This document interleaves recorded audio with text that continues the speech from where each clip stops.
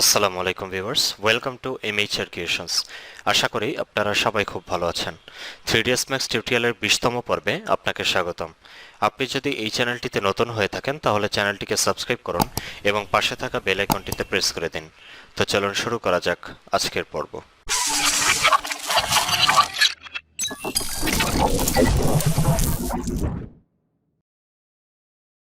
Welcome back. গত পর্বে আমরা উইন্ডোজের ভিতর থেকে প্রথম 3টি উইন্ডো সম্পর্কে বিস্তারিত জানার চেষ্টা করেছিলাম। আজকের পর্বে আমরা বাকি যে 3টি উইন্ডো আছে সেগুলো সম্পর্কে জানব। তো সেই জন্য আমি সর্বপ্রথম পার্সপেক্টিভ ভিউপোর্টটিকে বড় করে নিচ্ছি।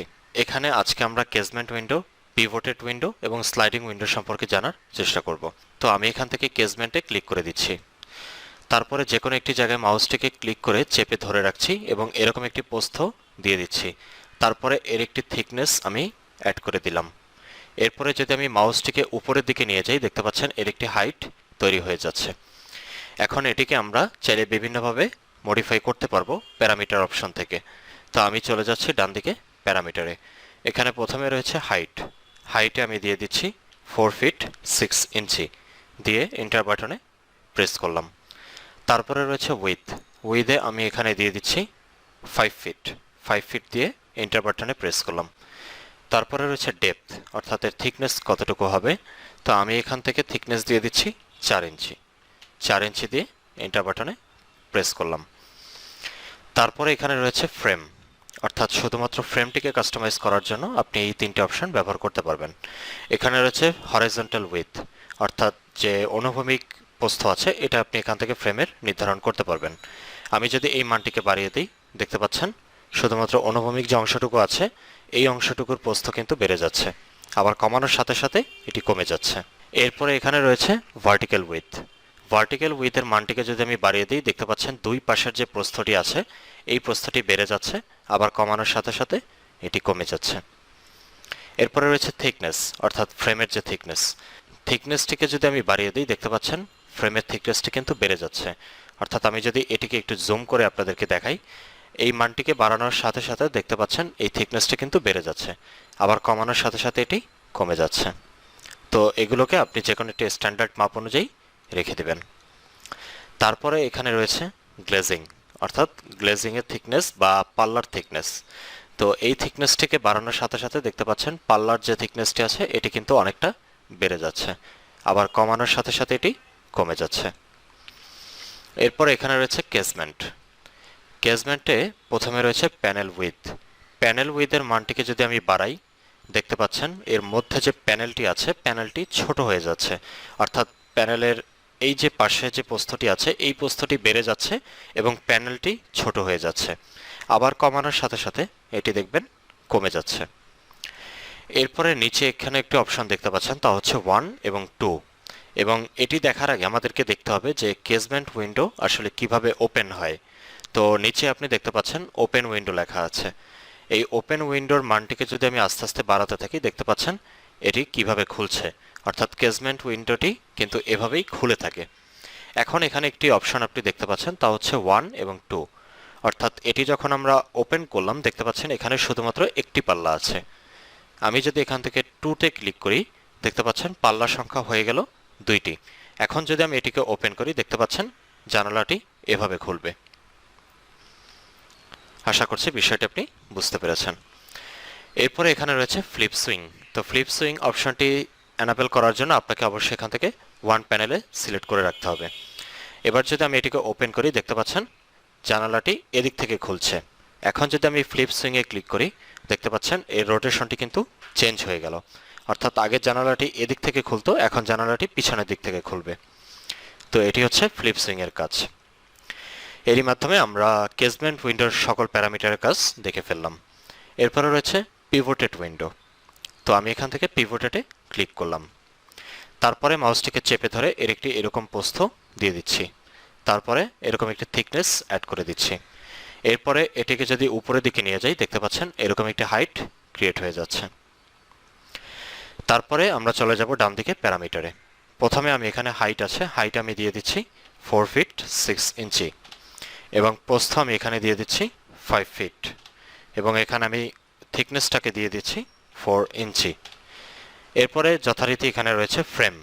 ফ্রেমের মানটিকে যদি আমি বাড়াই, অর্থাৎ হরাইজন্টাল মানটি, দেখতে পাচ্ছেন উপর এবং নিচ থেকে এর প্রস্থটি কিন্তু বেড়ে যাচ্ছে। আবার ভার্টিক্যাল উইডথটিকে যদি আমি বাড়াই বা কমাই, দেখতে পাচ্ছেন দুই পাশ থেকে প্রস্থটি বাড়ছে আবার কমছে। এরপরে রয়েছে থিকনেস, অর্থাৎ আমি যদি আপনাদেরকে একটু জুম করে দেখাই, এই যে থিকনেসটি আছে, এই থিকনেসের মানটিকে বাড়ানোর সাথে সাথে দেখতে পাচ্ছেন থিকনেসটি বেড়ে যাচ্ছে, আবার কমানোর সাথে সাথে এটি কমে যাচ্ছে। এরপরে এখানে রয়েছে গ্লেজিং, অর্থাৎ পাল্লার থিকনেস।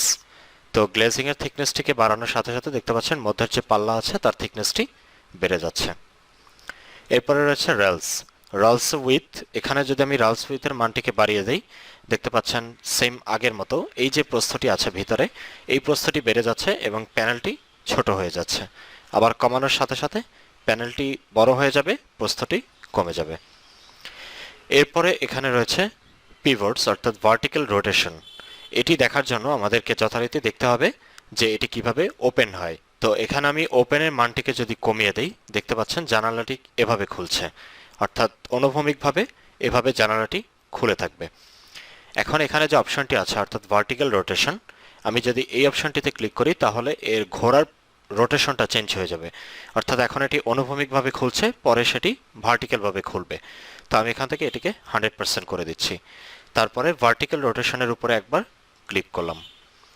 এবার যদি আমি ওপেনিং মানটিকে কমাতে থাকি, দেখতে পাচ্ছেন এটি এখন ভার্টিক্যালভাবে ওপেন হচ্ছে। আগে যেভাবে ওপেন হতো ঠিক তার উল্টোভাবে এখন এটি ওপেন হচ্ছে। এরপরে আজকে আমরা সর্বশেষ যে উইন্ডোটি আছে সেটি সম্পর্কে জানার চেষ্টা করব, তা হচ্ছে স্লাইডিং উইন্ডো। এবং 3ds Maxে স্লাইডিং উইন্ডোর ব্যবহারটি সবচেয়ে বেশি হয়ে থাকে। তো আমি এখান থেকে স্লাইডিং এর উপরে ক্লিক করলাম।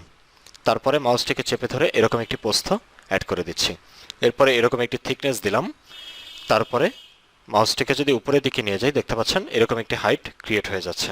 এরপর আমরা চলে যাব ডান দিকে প্যারামিটারে হাইট আমি এখান দিয়ে দিচ্ছি 4 ফিট 6 ইঞ্চি, এবং উইথ আমি দিয়ে দিচ্ছি 5 ফিট, এবং থিকনেস আমি এখান থেকে দিয়ে দিচ্ছি 4 ইঞ্চি। তারপরে রয়েছে ফ্রেমে রয়েছে 2 ইঞ্চি। আমি যদি এই মানটিকে বাড়াই, দেখতে পাচ্ছেন উপর এবং নিচ থেকে এর ফ্রেমের মানটি কিন্তু বেড়ে যাচ্ছে। এরপরে রয়েছে ভার্টিক্যাল উইথ, এটিকে বাড়ানোর সাথে সাথে দুই পাশের প্রস্থ বেড়ে যাচ্ছে। আপনি যদি ভিউ পোর্টের দিকে লক্ষ্য করেন বিষয়টি দেখতে পাচ্ছেন। এরপর হচ্ছে থিকনেসটিকে বাড়ানোর সাথে সাথে দেখতে পাচ্ছেন এর থিকনেসটি কিন্তু বেড়ে যাচ্ছে। এরপর হচ্ছে গ্লেজিং এর মানটিকে যদি আমি বাড়াই, এর পাল্লার যে থিকনেস আছে দেখতে পাচ্ছেন পাল্লার থিকনেসটি অনেকটা বেড়ে যাচ্ছে, আবার কমানোর সাথে সাথে এটি কমে যাচ্ছে। এরপরে এখানে রয়েছে রালস অ্যান্ড প্যানেলস, অর্থাৎ রালস উইথ। এটিকে যদি আমি বাড়াই, এই কর্নারের দিকে যে প্রস্থ আছে দেখতে পাচ্ছেন উভয় প্রান্ত থেকে উপর এবং নিচে যে প্রস্থটি আছে প্রস্থটি বেড়ে যাচ্ছে, আবার কমানোর সাথে সাথে এটি কমে যাচ্ছে। এরপরে রয়েছে প্যানেল হরাইজন্টাল এবং প্যানেল ভার্টিক্যাল, অর্থাৎ প্রত্যেকটা স্লাইডিং উইন্ডোর ভিতরে এরকম আপনি চাইলে অনেকগুলো প্যানেল অ্যাড করতে পারবেন। এখানে যেমন 6 করে দেয়া আছে, আমি যদি এটিকে 1 করে দিই, দেখতে পাচ্ছেন একটি মাত্র প্যানেলই আছে, অর্থাৎ এটিতে এখন বর্তমানে ভিতরে কোনো প্যানেল নেই, শুধুমাত্র একটি মেইন প্যানেল আছে। এরপর এখানে রয়েছে চ্যাম্পার্ড প্রোফাইল। আপনি যখন প্যানেলের সংখ্যা বাড়িয়ে দিবেন তখন চ্যাম্পার্ড প্রোফাইলের উপরে ক্লিক করলে প্রোফাইলগুলো চ্যাম্পার হয়ে যাবে। এরপরে এখানে রয়েছে হাং। তো হাংটিকে দেখার আগে আমাদের দেখতে হবে ওপেন। আমি যদি এখন ওপেনের মানটিকে বাড়িয়ে দিই, দেখতে পাচ্ছেন এটি কিন্তু এখন এভাবে ওপেন হচ্ছে। কিন্তু আমরা নর্মালি যেসব বাসাবাড়িতে স্লাইডিং উইন্ডো দেখে থাকি তা কিন্তু এভাবে নিচ থেকে ওপেন হয় না, এটা সাইড থেকে ওপেন হয়। তো এই অপশনটিকে অ্যানাবেল করার জন্য আপনি হাঙের উপর থেকে টিকমার্কটি উঠিয়ে দিবেন। টিকমার্কটি উঠিয়ে দেওয়ার পরে দেখতে পাচ্ছেন এখন কিন্তু এটি দেখতে অনেকটা আমরা যে স্লাইডিং উইন্ডোগুলো নর্মাল বাসাবাড়িতে দেখে থাকি সেরকমই দেখাচ্ছে।